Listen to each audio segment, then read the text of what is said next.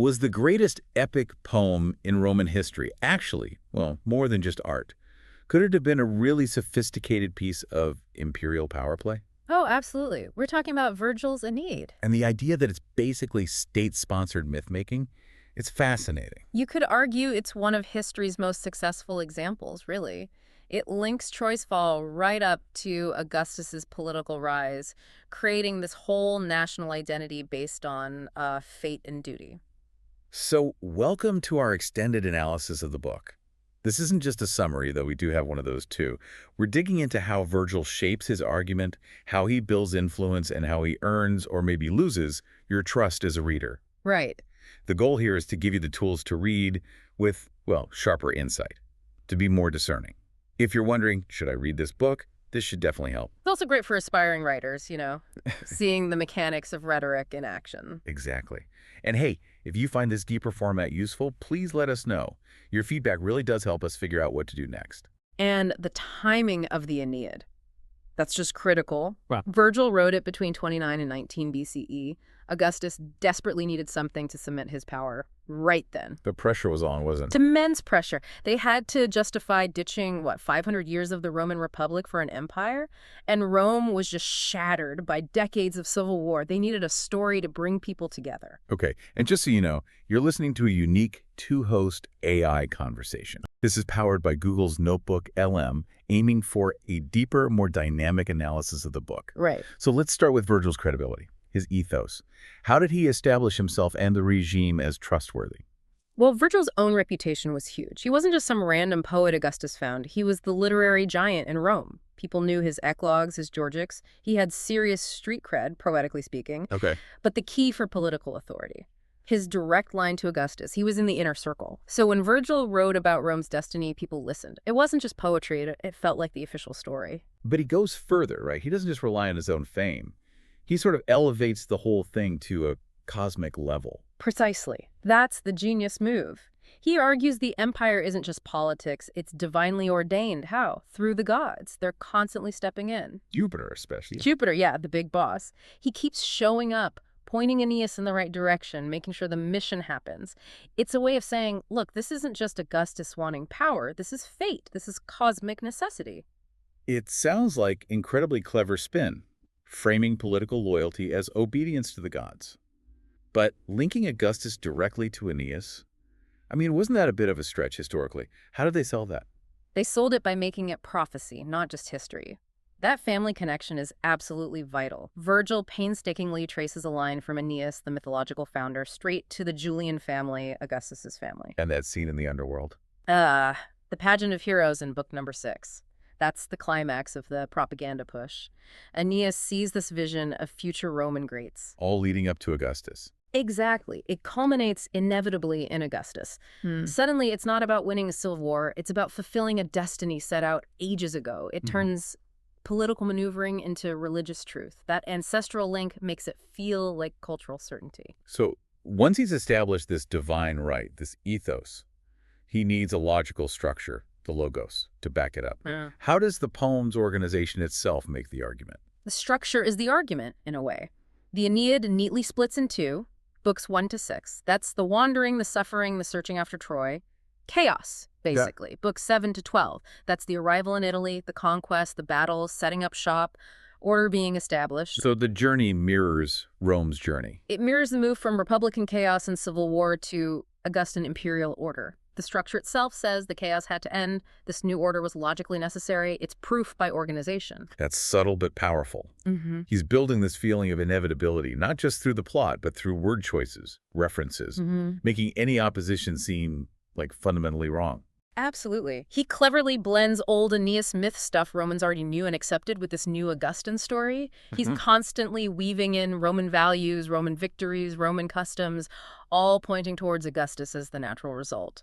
To resist Augustus, then, seems like resisting Roman destiny itself, almost cosmically futile, as one analysis put it. Okay, so divine right, ethos, historical necessity, logos. Now for the heartstrings, pathos. You can't have a lasting myth without some tragedy, and that brings us straight to Dido. Dido, yes. She's the emotional core, and politically she's indispensable. Her story, her abandonment, her suicide, it shows the terrible personal cost of empire, of duty. It makes Aeneas seem less like just a pawn. Right, Virgil gives her real depth, real sympathy. That complexity stops the poem from feeling like just, crude advertising for Augustus. That sympathy also serves the state, doesn't it? Her tragedy justifies Aeneas leaving her duty calls, and it conveniently sets up the later hatred between Rome and Carthage. That's the brilliant, maybe ruthless part.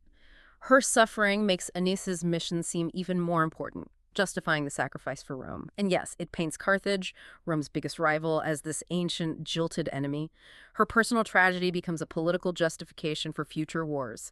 It's high-stakes emotional manipulation disguised as romance. And pulling those emotional strings relies heavily on two specific Latin words, recurring constantly. Pietas and fatum. You see them everywhere. Pietas, it's more than piety. It's duty, devotion to your gods, your family, and, crucially, to the state. And fatum. Fate. Yeah. Destiny. Aeneas is always called pious Aeneas, dutiful Aeneas, so Virgil links personal virtue, pietas, directly to accepting your fate, atom, and submitting to the new Augustan order. It makes political loyalty a moral requirement for any good Roman. If you're virtuous, you must support Augustus. Powerful stuff. Before we get into some of the finer literary techniques, let's just pause for a second. Just a reminder for everyone listening, Mindful Moments, that's our YouTube channel, offers AI book analysis, summaries, and critiques. It's all about inspiring reflection and, well, rational thought. Okay, we're back.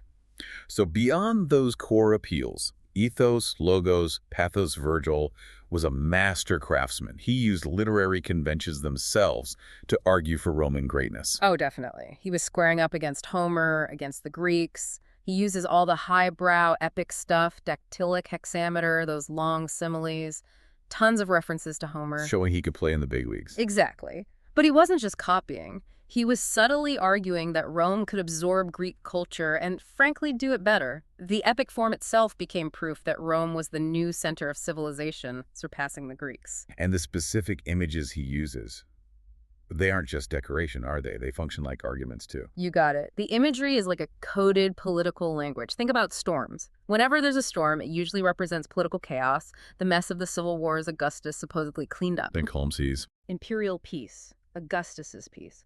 And look at all the focus on walls, cities, boundaries being built. That visually argues that Roman expansion isn't just conquest. It's civilization pushing back chaos, literally building order. This brings us to a really interesting point, though. The sheer artistry, the complexity. It kind of backfires, doesn't it? Or at least opens the door to other readings. Many scholars see the tragic parts, how sympathetically he treats victims like Dido, or even Aeneas's enemy Turnus, as maybe an unintended critique of Augustus. That's the inherent tension, isn't it? To make the epic great literature, to make it last, Virgil needed that depth, that tragedy. It couldn't just be simple praise, but that very literary quality, that ambiguity. Allows for different interpretations. Precisely. It allows readers, especially modern ones, to question the cost of empire, to sympathize with those crushed by Aeneas's mission. So the poem's artistic merit guarantees its influence, but maybe also subtly undermines the purely propagandistic message. So wrapping it up, Virgil didn't just succeed politically for Augustus in the short term. He created something foundational for Roman culture, and really for Western literature. That's the big takeaway, I think. The Aeneid took Augustus's immediate political needs and spun them into this enduring myth. By embedding the politics so deeply within true literary art, he created a sense of legitimacy that lasted centuries. It went way beyond just helping Augustus consolidate power. It set the gold standard for how nations tell stories about themselves. Which leaves us with a pretty big question, doesn't it? If literature is such a powerful cultural force, how do we tell the difference between an artistic truth that speaks across ages and just really, really effective political spin designed for a specific moment? That's something the Aeneid really makes you think about. Want the straightforward summary alongside this analysis? Click the link on screen for the in-depth book summary. Don't forget to subscribe, share, maybe purchase the book via the link, and above all, think rationally.